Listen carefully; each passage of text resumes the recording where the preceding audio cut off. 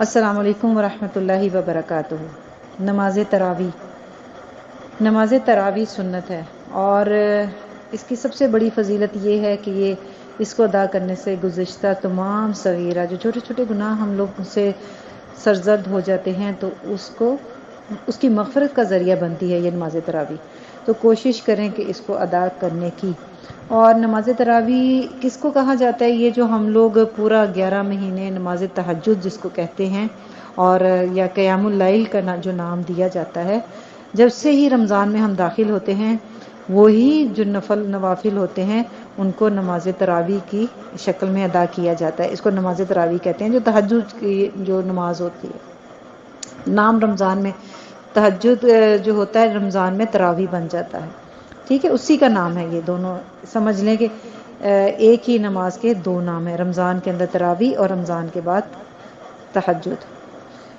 اور نبی صلی اللہ علیہ وسلم کی جو سنت سے پتہ چلتا ہے کہ اس میں کتنی رکعت پڑھنی چاہیے، تو مسنون رکعت جو ہیں وہ 8 ہیں۔ نبی صلی اللہ علیہ وسلم 8 رکعت تراویح یا تہجد کی پڑھا کرتے تھے، اور اس کے ساتھ 3 وتر لگا لیا کرتے تھے۔ اس طرح سے ٹوٹل ان کی کتنی ہو گئی؟ 11 ہو گئی۔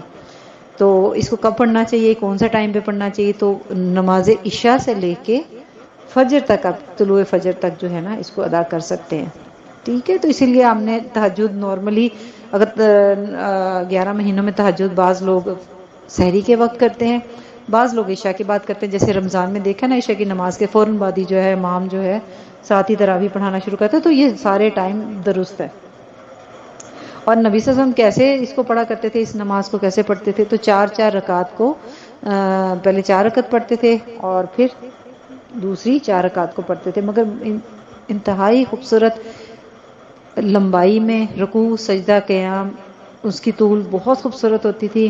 ہم کیسے کر سکتے ہیں اس کو لمبا؟ تو قیام میں سمپل سا ایک طریقہ ہے کہ قیام کے اندر سورتیں زیادہ پڑھ لیں، قرآن دیکھ کے پڑھ لیں۔ جن کو قرآن دیکھنا ہے، نوافل کے اندر قرآن دیکھا جا سکتا ہے، تو دیکھ کے قرآن آپ پڑھنا شروع کر دیں۔ ایک سائڈ پہ کوئی ایک ٹیبل رکھ لیں جس کے اوپر آپ قرآن ساتھ ساتھ رکھتے جائیں، اور سجدے میں اور رکوع میں جاتے ہوئے، اور کھڑے ہوں تو واپس اپنے قرآن کو وہاں سے سٹارٹ کر دیں۔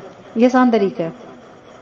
ساتھ میں جو وتر ہوا کرتے تھے، 4 اور 4 رکعت تراویح کی ہو گئی، اور پھر جب وتر پڑھا کرتے تھے تو اس کو یا تو 2 رکعت پڑھ کے سلام پھیر کے، تو پھر ایک وتر سنگل پڑھا کرتے تھے۔ یہی مسنون طریقہ ہے، تو کوشش کریں کہ اس طرح سے وتر بھی ادا کریں۔ رمضان میں خوب نیکیاں کمانے کا جو سب سے بہترین طریقہ نا، وہ ہے سنتوں پہ عمل کرنا۔ چھوٹی چھوٹی سنتوں کو اڈاپٹ کریں نیکیوں کے لیے۔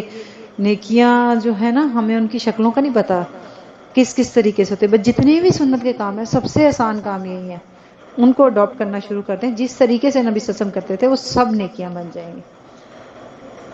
اور یہ نبی صلی اللہ علیہ وسلم نے کتنے دن پڑھائی تراویحیں؟ کیا یہ پورا مہینہ پڑھنی ہوتی ہیں؟ تو نبی صلی اللہ علیہ وسلم صرف 3 دن صحابہ کو جماعت کے ساتھ یہ تراویحیں پڑھائی تھیں، ٹھیک ہے۔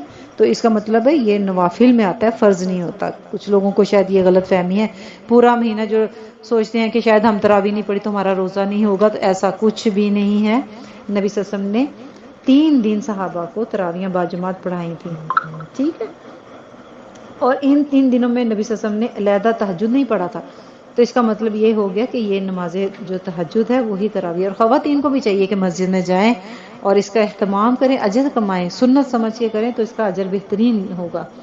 اور فرضوں کے علاوہ باقی نمازوں میں جو ہے نا، یہ قرآن جو ہے نوافل میں پڑھا جا سکتا ہے، تو تراویح میں کوشش کریں کہ جتنا قرآن ہو سکتا ہے اس میں کمپلیٹ کرنے کی کوشش کریں۔ بہترین ٹائم بھی ہے اور عبادت کا ذریعہ بھی ہے۔ اور یہ کوشش کریں کہ 3 دن سے کم میں قرآن پڑھنا، اس کو ختم کرنا، یہ جو لوگ شبینہ کرتے ہیں ایسا نہیں کریں، تو یہ بہترین طریقہ ہے، تو سنت ہے، سب ادا کریں۔ جزاک اللہ خیر۔ السلام علیکم ورحمۃ اللہ وبرکاتہ۔